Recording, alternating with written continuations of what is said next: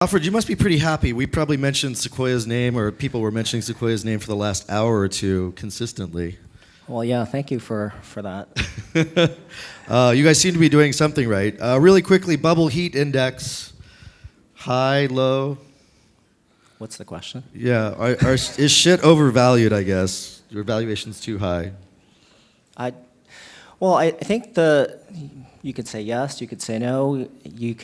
People are gonna figure this out later. You guys are active investors in the market, obviously. We are active investors, and we're active investors during good times and bad times. And I'll tell you why. I think if you had gone back and said 1999 was the hottest time ever, you would have missed out on Google, you would have missed out on Salesforce, you would have missed out on OpenTable, you would have missed out on PayPal, you would have missed out on Zappos. So, yeah, things feels very frothy, but there are good reasons why things are frothy. We are in a world where we're addressing, every company now can be a global company. That's pretty big. So even if you wanted to think very rationally about the company's value as a net present value of all future cash flows, the numerator is way larger today than it was a decade ago. And thanks to the Federal Reserve, the denominator is as small as it can get.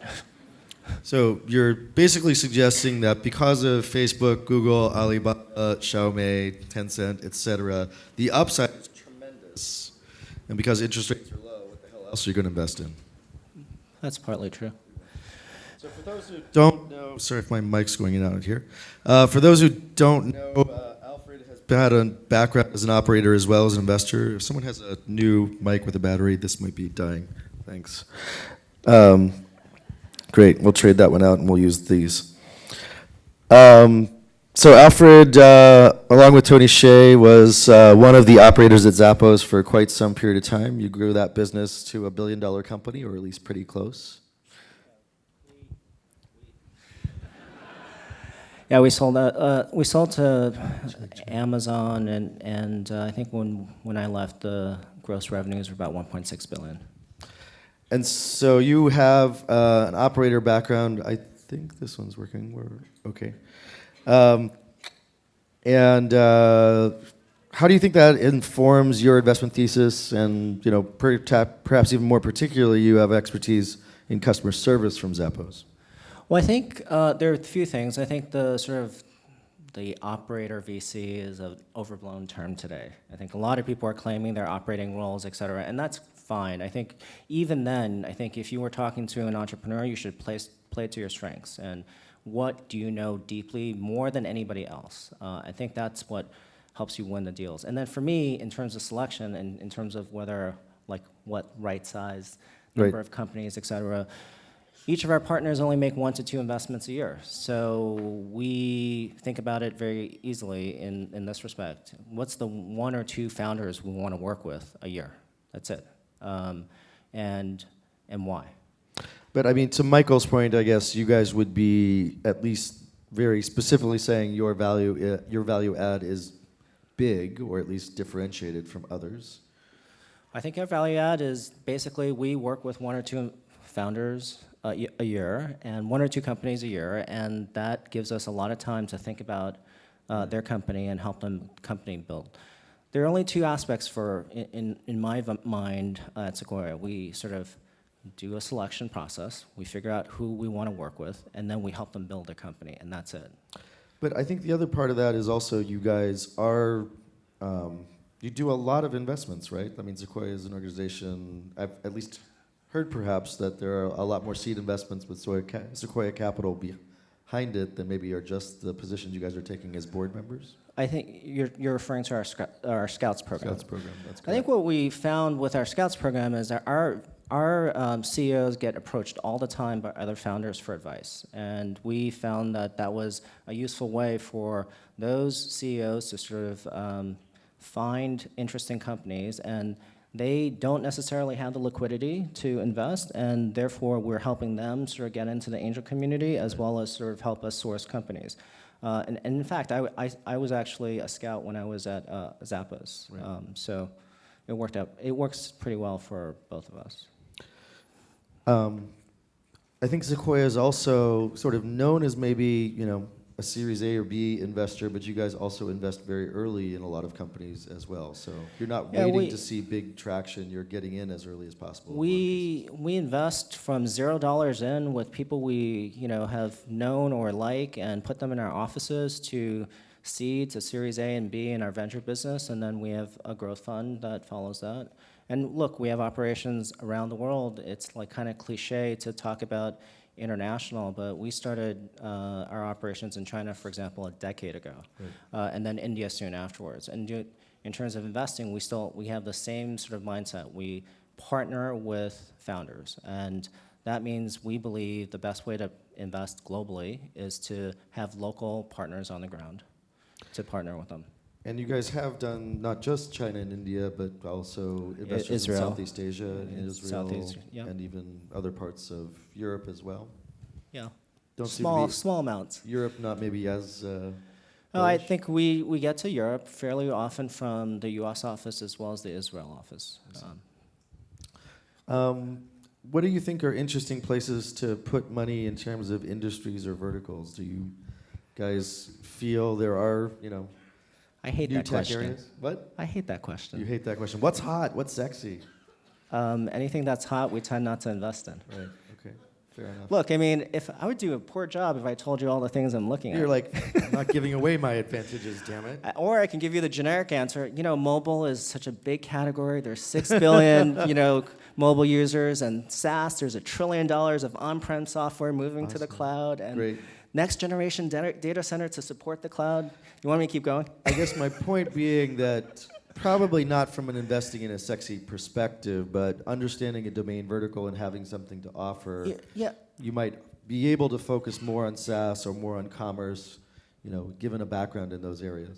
Look, we don't get to every single. I think CB Insights gave us too much credit for getting in front of all these companies like earlier. It's often we miss a lot of stuff, and we think about the things we miss, and we sort of analyze why we miss them and what is the next step if we miss that company. And I'll give you a few examples. One is like, Uber. That we missed it. Sorry, we suck at it. And then so Did you try and get into a later round? we tried. Okay. And did you not choose to do that because of price, or you actually actively competed but didn't No, get it it? was pretty expensive along the way, and most great companies are expensive along the way, and we were wrong. So I'll admit we were wrong, but that doesn't mean that that's going to be the only on-demand company out there. So But you guys were right often enough. I mean, quite a bit more often than others. I guess one question in particular, you guys made an investment in Y Combinator, actually 2 different investments, but at least by around 2009, you had some kind of strategic relationship there.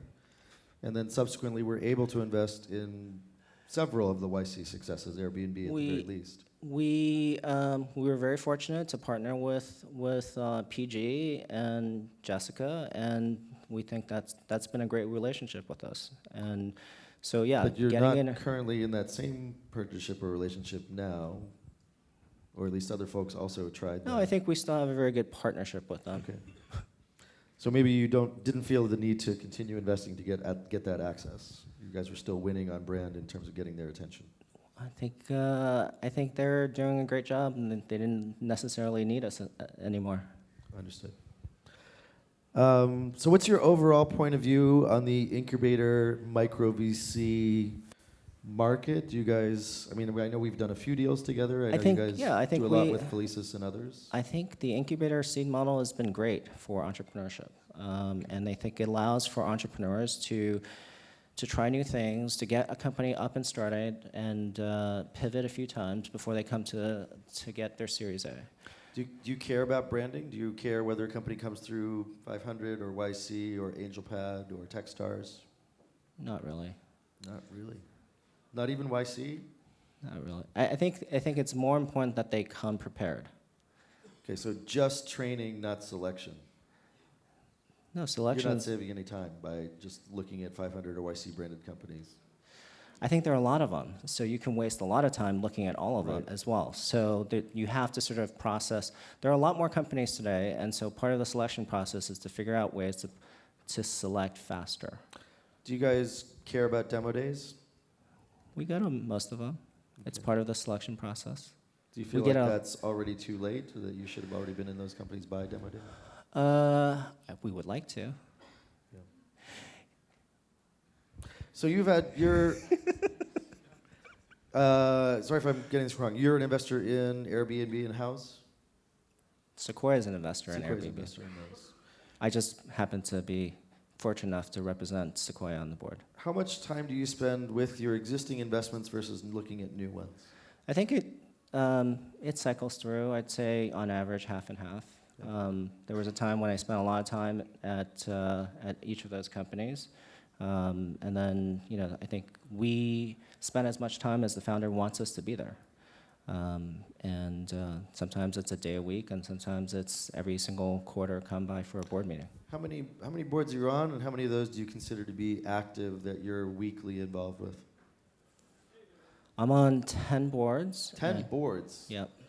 Been in the business 5 years. 10's a lot, isn't it? Well, if you make 1 or 2 investments a year. I think you really need a little bit more concentration in your portfolio. Yeah. Thank you. I'm pretty sure that any of those entrepreneurs who feel like you're spending time with 9 other companies would love you to give them a half day more a week. Yeah. Well, soon it'll be 9 boards. Then it'll be 8. 9's okay though. No, I'm sort of serious. I'm surprised by that answer. I thought you were going to say 5. Well, I think of the 9, there are probably only 5 early stage boards because the companies have gotten bigger and they're further along. Okay, so I'm not sure if this is a brutal question, but are there boards that you pay more attention to than others? I love all my children. Yes, exactly. My guess is the reason you have 10 boards is there's 4 that you actually want to spend time with weekly, and there's 5 or 6 that you might No, not I think need to spend. certainly they cycle through. I spend a lot of time with each of them at different times. Okay. I think I do think to be a good, effective board member, and you're going to partner with them, you could probably handle 3 to 4 active Are your boards at best the same time. companies your best companies because you're on the board, or because they're best? No, they're entrepreneurs? they're the best companies because the founders build great companies. So Michael's point was that VCs add value, implying to some extent that the portfolio is worth a lot because the VC adds value, not because they pick value. What do you think the contribution to your performance is? More on selection or more on value add? I think that's both. Look, Come on, you give me a can't number. be How very. much? You can't 50-50? be. Look, if you're You're really. 50% of that company's success based on your value I don't know. I add? can't quantify the percent, but You I just think told me that entrepreneurs are awesome. they are awesome. That sounds like there's more percentage of their value coming from their awesomeness than yours. That's true. And so they have Sequoia's more than 50%. awesome, I believe, but and you are an operator with experience, so it's not bullshit. It's not bullshit. I would argue that you guys are great on brand and great on selection and good on adding value, but the primary value add is coming from selection and access to your network, perhaps. Well, if you saw all the emails I respond to every night about all the business plans that I have to review, I'm not sure that the access is actually as good or better than yours. Okay, so if your value add is meaningful, to how many companies should you concentrate that value add? Back to 1 or the- 2 a year. 1 or 2 a year, and 10 Per is person. 10 is okay. Dave, it's 1 or 2 a year. Okay. It's not I just 10. want It's to make 10 sure over you're 10. not some spray and pray VC. I'm pretty sure nobody would call us a pray and spray VC. I don't know if you're using Sequoia Scouts. I think you're spraying a lot with the Sequoia Scouts, Well- and then you jump into the board seats on the ones that are working. That seems like a very quantitative strategy to me. I don't know. They're I pretty. think Sequoia is they're actually pretty a spray and pray selected VC group. and trying to They're- hide it very well. All right. And I'm admiring you for that strategy. One of the things I will say about one of the things about pray and spray, that then you are actually playing the odds. And so I think if you're going to play the odds, then you want a large sample size. Right. But if you believe your selection is good, then you want a small sample size. I completely agree with that. So this whole world where people think valuations early stage is not important, it's not important because you can pay double the valuation someone else if you're okay with half the number.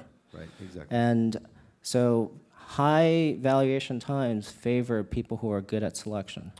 And I would suggest that when we started, I didn't feel like we knew what was going on. And so we chose large portfolio size, and we were very sensitive to valuation, and we didn't give a fuck about ownership. Well, ownership matters. Well, The if you math only have turns 50 out- companies, yes, it matters. Anyway. So what do you think has been your biggest lessons learned over the, how long have you been at Sequoia now? 5 years. 5 years. Biggest lessons. One, I think play to your strengths as an investor. Two, you're going to regret all the companies that you didn't invest in more than the successful ones you Absolutely. invest in. And three, the ones you don't invest in, sometimes it's just a matter of not spending an extra 5, 10, 15 minutes, maybe an hour thinking about your key questions. So hustle matters, and getting into deals is basically paying attention. Yeah, sure. But look, this business is a high IQ, high EQ, high hustle business, right? You need all three. There are businesses where you can get away with just one, or two, but this is a business where you need all three. So maybe we'll take a couple of questions here from the audience before we break, but I know getting a job at Sequoia is pretty much like the pinnacle of success, or at least it feels like it for folks in VC. Yeah, they turned me down twice. And I know, I worked with Rulof at PayPal, and when he went over, I think, after being the youngest CFO to take a company public and the youngest partner at Sequoia, at least at the time, his first investment was YouTube. His first investment was YouTube, right? And 2 years, not even 2 years after the investment, he gets $1.5 billion exit. And I went and had coffee with him one time, and I was like, wow, Rulof, you must be fucking set. Like, life is good. And I remember his comment was like, nope, got to keep working hard. And I was like, what are you talking about? And he was like, I need 5 YouTubes, or our fund needs 5 YouTubes to really make it. I mean, maybe there's a few that you could do with less than that. Do you feel that same pressure? I think the reason Sequoia has been successful, and look, these are people who have built the firm over time, is that every generation has had a very healthy dose of paranoia. We worry about being put out of business, not just like falling in our track record. We fear being completely disrupted, and I think that sort of puts you in a different mindset in how you want to play the game. So I mean, it's hard getting in the door at Sequoia. It's probably hard, like, keeping up that, sort of, when your colleagues are Mike Moritz and other people who've like happened to invest in not just Google, but Google and Yahoo and a bunch of other companies. How does that feel? It feels great. Feels great. Look, you When get you're to presenting you a get deal to to your leverage. partners, like, No, they ask good questions. You get to leverage them on all the things that they got right and all the things they got wrong. It's a great place to be, and I think that value add is actually one of the most important things we can actually bring to the selection process, but also the company building process. do you guys have any women, Black or Hispanic partners?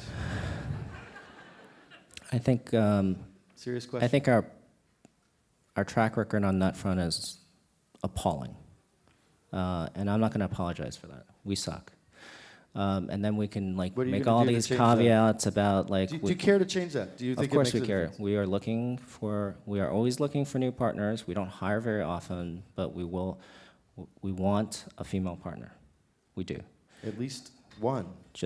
We start with one, and then we can change it from there. What do you think it's going to be like for the first woman to think about being a partner at Sequoia? I think we will have to change ourselves internally to make that a comfortable place. Look, when I pitched Sequoia, it was all white men, but at least they had the sort of perception that we want people who grew up poor, who came from different parts of the world. The partnership has changed a little bit from there, but we have a lot of work to do. And then I can caveat and say all these great things. We have female partners in China. We have female partners in India. It's amazing. But Female partners in China. we have no female partners in the U.S. That's not good. Not female investing partners. Okay. Any questions from the audience? We have a few minutes before we break for lunch.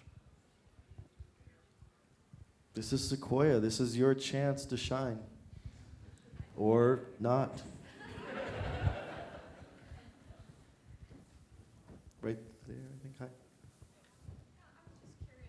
your board of directors seats, are the businesses taking your advice? Are they listening? Are you guiding them? And are they typically following your, your insights? Are they pursuing your objectives that you might help them set? Well, I think that's an interesting question because I think the balance is very difficult. I think founders, if they listen too much, they would have never started at the company because it's too hard. Like there are 100 reasons why your company is not going to succeed. And so you want someone who's going to listen, take the feedback, take your advice, talk to a whole bunch of other people as well, synthesize that, and come up with their unique perspective on their take. And I think one of the best ways to do that is to ask questions as opposed to giving advice. One of the things that I've often found is like, you're a founder, you usually want to do something unconventional, and that's good. Unconventional sometimes can lead to, I want to do everything unconventionally. And so we try to say, yeah, well, I've seen this happen 9 out of 10 times, and I've seen this 10 times, 9 out of 10 times this has not worked. At least explain to me why you're going to be in the 1 out of 10.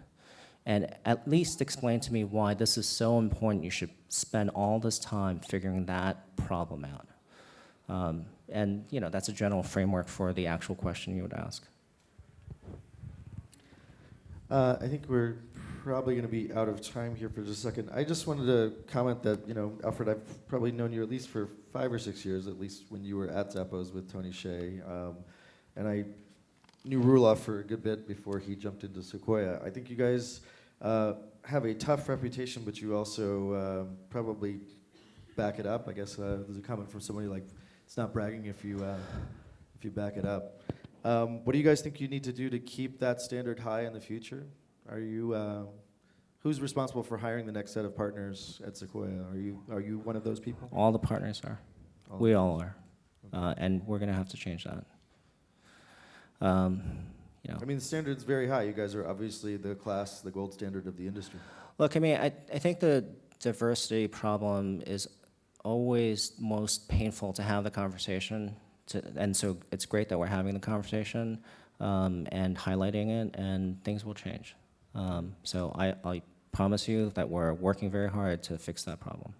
Thank you. We need it. Appreciate it. Thanks very much, Alfred.